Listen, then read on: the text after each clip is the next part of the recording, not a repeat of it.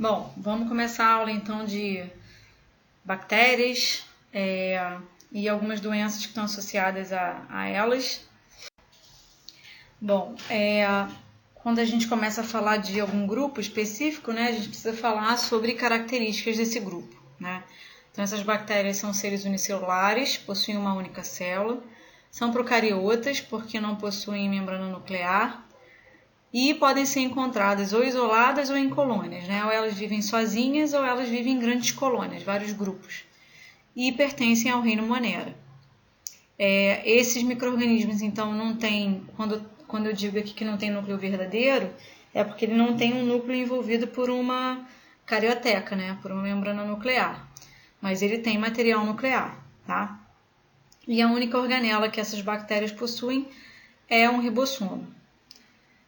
Características gerais das bactérias, elas apresentam um único cromossomo circular disperso no citoplasma, já que ela não tem um núcleo definido. O DNA bacteriano não está associado a proteínas histonas, como por exemplo o nosso DNA. Além do cromossomo único e celular, essas bactérias possuem um DNA circular chamado plasmídio. Esse plasmídio é usado muito nos processos de biotecnologia, que são utilizados hoje na biotecnologia, como um vetor de clonagem. Em outro momento a gente vai falar disso. Algumas dessas bactérias possuem uma parede celular, isso é muito específico, tá? Não são todas, constituída por uma peptidoglicana. Podem formar esporos de resistência chamados endósporos. Tá? Mais à frente da apresentação vai ter essa parte. Podem apresentar um ou mais flagelos, mas esses não são formados por centríolos, né? Já que os flagelos normalmente são formados por centríolo. Esse flagelo é um flagelo longo, né, que permite para essas bactérias. A morfologia das bactérias é bem distinta, tá? Então a gente tem várias formas diferentes. A gente tem as formas de cocos, que são essas formas circulares, tá? Formas de bacilos, que são como se fossem uns bastões, formas de vibrião, como se fosse uma vírgula, e os espirilos, que são como se fossem umas espirais, tá? Os cocos, muitas vezes, eles vão variando de nomenclatura, tá? Diplococo, quando são dois cocos, quando ele tem uma formação que é um em sequência do outro, ele é um streptococo. E quando ele é um coco em forma de cacho de uva, né, todos meio amontoados, ele é um estafilococcus, tá? A gente ouve essas palavras, né? Vocês já devem ter ouvido, streptococcus, estafilococcus. E em muitas situações, essa nomenclatura é interessante porque a gente acaba sabendo qual é o formato, né? Ou, por exemplo, a gente pode estar fazendo uma questão que fale de alguma doença, de algum micro-organismo e pergunte: essa doença é causada por que tipo de micro-organismo? Vírus, bactéria, protozoário. E aí algumas nomenclaturas fazem referência, né? Vibrião colérico, vibrião é bactéria, né? Um bacilo de Hansen, então eu já sei, bacilo é uma forma de bactéria. Bacilo de Koch, tá? Então alguns nomes fazem alguma referência. Os streptococcus e os estafilococcus mesmo, a gente fala muito essas próprias nomenclaturas. Então, tem o coco ali, já sabe, da bactéria, tá?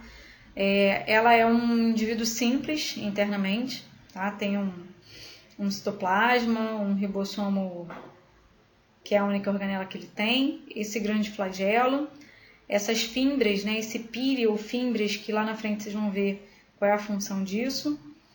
Uma membrana plasmática, uma parede celular em alguns casos, um nucleóide, que é o núcleo dela, né, com seu material genético, e o plasmídio, que ele nem está mostrando exatamente aí nessa célula. Bom, essas bactérias, elas possuem uma cápsula, né, uma cápsula externa, que vai para além da membrana plasmática, que é formada por um polissacarídeo, tá, produzido no citoplasma e é secretado para a superfície da célula e aí forma essa cápsula. Essa cápsula tem uma função de ajudar de impedir que essa célula seja fagocitada por células de defesa. Então é difícil que macrófagos, por exemplo, consigam, né, ou outros glóbulos, consigam fagocitar essas células, essas bactérias. Além disso, essas cápsulas promovem adesão em outras regiões, em outros substratos, como dente, trato respiratório, mucosa. Então, isso faz com que bactérias se grudem, né, se fixem em algumas partes, né. Dente, por exemplo, quando a gente está falando de cárie, né, o processo de cárie é um processo de uma infecção bacteriana, tá? Então, bactérias se prendem ali à dentina, à coroa do nosso dente, e elas vão contaminando esses dentes. Isso serve para o trato respiratório, para o intestino e outras regiões. Além disso, essa cápsula protege, né? Protege essa bactéria contra a desidratação e choque mecânico. Lembra um pouquinho a cápsula dos vírus. Fímbries, né? Que são essas, como se fossem pelos, né? Os cílios, são apêndices, né? Apêndice é sempre uma projeção extra, né? Que os indivíduos podem ter, que passa ali pela parede celular e pela cápsula e aparece no meio externo. Tá? Ela pode estar envolvendo toda a bactéria, não exatamente numa ponta específica. Tá? E elas também fixam essa bactéria em algum substrato ou em outras células, inclusive. O pili sexual, né, a gente costuma chamar assim pili só ou pili sexual, eles normalmente são como se fossem projeções também longas, mais longas do que as fímbries. E por que ele é chamado de pili sexual? Porque ele participa de uma das formas de reprodução bacteriana, tá? Nem toda bactéria se reproduz dessa maneira, né? Existem formas diferentes de reprodução bacteriana. Então, numa das formas, que a gente chama de conjugação, por exemplo, elas conseguem formar esse pili sexual, quer dizer, como se fosse uma ponte entre uma bactéria e outra, né? E é uma forma de reprodução sexual, então tem troca de material genético, então esse pili serve como uma conexão entre essas duas bactérias. Tá? Aqui ele está representando bactéria menos, bactéria mais. Bactéria menos, bactéria mais é porque a mais é que está passando material genético para outra e ela é a base dessa mistura. Tá? É como se fosse, alguns autores chamam de bactéria macho ou bactéria fêmea. Esses flagelos, como eu falei, eles podem ter formações diferentes, né, ou posições diferentes, né, ele pode se estender ao longo da bactéria inteira ou não, tá? A quantidade de flagelo também é variável em bactérias. Então, pela imagem aqui, vocês conseguem ver, né, que ele pode ser um flagelo longo e único, ele pode ter vários flagelos que saem de um mesmo ponto, pode ter flagelo que atravessa a bactéria, pode ter uma infinidade de flagelos enormes que saem de uma outra região, tá? Mas esses flagelos não são formados por centríolos. Normalmente, flagelos de movimentação, como o flagelo do Trypanosoma cruzi, dos espermatozoides, são formados por centríolos, tá? Nesse caso, não, eles são formados por uma proteína chamada flagelina, tá? Então, é diferente. A parede celular é envoltório semirrígido, né? Não é uma parede celular igual de uma célula vegetal, composta por peptídeo-glicana, né? Então é um peptídeo, é uma proteína, e que também protege essas bactérias de alguma maneira. Tá?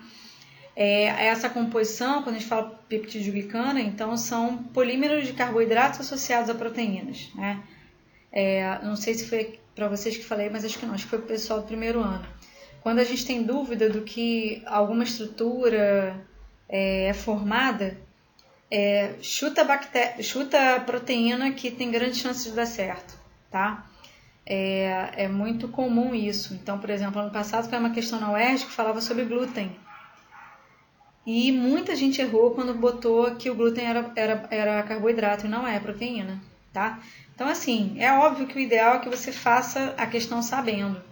Mas ficou na dúvida, né? Deu aquela dúvida na hora, a chance de ser proteína é muito grande, né? A gente tem proteínas de tantas formas, de tantas estruturas, então pode ser, tá? Essas bactérias podem ser divididas em grupos, né? Existem muitas classificações, na realidade, para as bactérias, né? Uma dessas classificações são as bactérias gram-positivas. bactérias gram-negativas, tá? Esse gram vem de uma pesquisa feita, né, por um pesquisador dinamarquês, né, o gram tem a ver com o nome dele, e ele desenvolveu uma forma de coloração de bactéria. Então, isso se chama coloração de gram, tá? Então, essa coloração de gram faz com que as bactérias elas se colorem diferentemente na hora do processo, e isso mostra que elas têm estruturas diferentes, né? Pelo desenho aqui mesmo vocês conseguem ver. Uma bactéria gram-positiva, ela fica com esse aspecto mais rosado, né? Então ela mostra, por exemplo, que essas peptidoglicanas estão num processo de formação, numa estrutura bem externa à membrana, tá? A membrana plasmática mesmo. Então ela tem uma parede de peptidoglicana bem grande, né? Em relação à membrana plasmática. Já as bactérias gram-negativas, ela tem uma estrutura diferente, tá vendo pela imagem? Ela tem a estrutura de membrana, ela tem as peptidoglicanas no meio e uma outra estrutura de membrana acima. O que isso pode diferenciar, né? Para que fazer isso, né? Por que isso faz algum sentido? Em algumas situações, não sei se vocês já repararam, mas se vocês tomarem um antibiótico, vocês podem olhar na bula e ele diz lá, indicado contra bactérias gram-positivas ou gram-negativas, ou para as duas, né? Ou para um grupo só ou para outro grupo só. Vai depender de como vai ser a ação desse antibiótico. Talvez ele tenha mais efeito num grupo de bactéria do que outro, tá? Por isso é importante, tá? Então essa coloração foi testada assim usando o iodo e ficaram curadas dessa maneira, né? Essas colorações se diferenciaram, né? De acordo com a impregnação desse iodo na parede celular, tá? Aí eles colorem, depois descolorem e veem qual é a cor que sobressai, né? A que sobressai, a cor púrpura, que foi utilizada no início, é a que é a gram-positiva, quer dizer, ela reagiu positivamente àquela coloração, tá? As que perdem essa coloração, porque foram descoloradas em seguida, né? Elas são as chamadas bactérias ativas. Em termos de morfologia, então essa membrana plasmática, né? Essa membrana celular dessa bactéria, ela é lipoproteica, tá? E tem uma série de funções, né? Como uma maioria de funções de membrana. Proteção, transporte seletivo de nutrientes, né? Permite ou não a passagem deles. Síntese de componentes da parede celular, ela que comanda, né? A formação da parede celular. Secreção de enzimas digestivas, o processo de respiração celular. E ancora também flagelos, fibras e pile, né? Essas estruturas estão presas ali à membrana.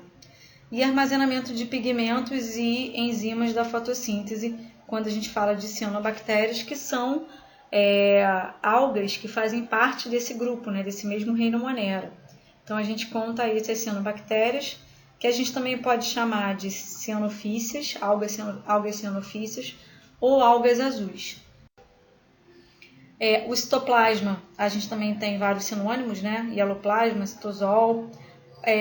4/5 de água desse citoplasma é composto de água e 1/5 de substâncias que estão em suspensão ali nesse citoplasma, que podem ser proteínas, carboidratos, lipídios, íons, uma série de coisas. Dentro desse citoplasma, ela possui uma única organela, que é o ribossomo, né? Os plasmídios, que são aqueles DNAs circulares, e um cromossomo circular único, tá? Esse ribossomo único, isso é muito interessante, porque, por exemplo, os antibióticos, né, são medicamentos específicos para bactérias, né, contra bactérias, e ele age justamente impedindo a síntese de proteína desses ribossomos, tá? Porque esse ribossomo é diferente do nosso ribossomo, por exemplo. O processo de formação deles é diferente. Então, ele atinge diretamente o ribossomo bacteriano. Por isso que ele tem uma ação direta nas bactérias. O nucleóide, né, que é essa parte, né, que a gente está falando da questão mais genética, né, tá ali dentro, né, disperso no citoplasma, já que ele não tem um núcleo específico, né, ele está ali, espalhado, tá? E é onde a gente encontra o DNA bacteriano. tá? Então, processo sempre feito com material genético com base em DNA, tá? Então, por isso a gente chama de nucleóide, pelo fato dele não estar sendo envolvido por uma membrana nuclear, só por isso, tá? Mas, ainda assim, ele é diferente dos outros, né? Então, a gente não tem nem carioteca, nem nucleolo, só quem tem núcleo é que tem isso, tá? E as proteínas histones. O plasmídio é esse DNA circular que eu falei, né? Que a gente também chama de um DNA extracromossômico. Ele é além do DNA cromossômico normal, tá? Do cromossomo normal. Então, ele não está conectado nesse cromossomo, ele é independente, ele se replica também independentemente, tá? Ele possui cerca de 1 a 5% do tamanho do cromossomo bacteriano, né? Então, ele é bem menorzinho, mas contém genes distintos e muito importantes, tá? A gente usa, inclusive, o plasmídio, eu falei que a gente chama ele de vetor de clonagem, porque a gente pode usar ele, inclusive, para clonar produtos que a gente queira reproduzir, que a gente queira produzir novamente, né, de uma nova maneira. A gente pode pegar esse plasmídio, recortar um pedaço dele numa sequência específica de bases nitrogenadas e ali nesse pedaço que a gente recortou e tirou, inserir uma sequência genética de algum outro ser vivo qualquer, tá? Mas que eu quero facilitar o processo de alguma coisa. Então, eu posso, por exemplo, produzir insulina, e a gente sabe qual é a sequência genética que produz insulina. Então, eu posso pegar esse fragmento que eu sei que produz insulina, inserir num plasmídio e promover a formação de insulina para quem não tem normalmente, tá? Então, algumas funções. Eles apresentam genes que conferem resistência a diversos antibióticos, apresentam genes responsáveis por síntese de toxinas. Algumas bactérias produzem algumas toxinas, as que causam, por exemplo, tétano, botulismo. Apresentam genes que codificam enzimas que ativam a degradação de carboidratos e substâncias exóticas como tolueno, cânfora e hidrocarbonetos de petróleo. Então, hoje em dia, a gente usa os plasmídios, não é uma coisa conhecida de muito tempo, mas em várias técnicas e ferramentas de biotecnologia, tá? É muito fácil de aplicar esse uso do plasmídio. Os endósporos, né, são estruturas de latência que exibem altíssima resistência, tanto a agentes físicos como químicos. Então, você tem lá algumas bactérias, né, que têm uma capacidade de esporular. O que é isso? De formar esses esporos, né, principalmente quando eles vivem em regiões que não são muito boas em termos de sobrevivência. Então, ela esporula, ela se guarda ali, mas ela mantém o material genético dela ativo, tá? Então, você tem aqui um nucleóide aqui inicial, tá?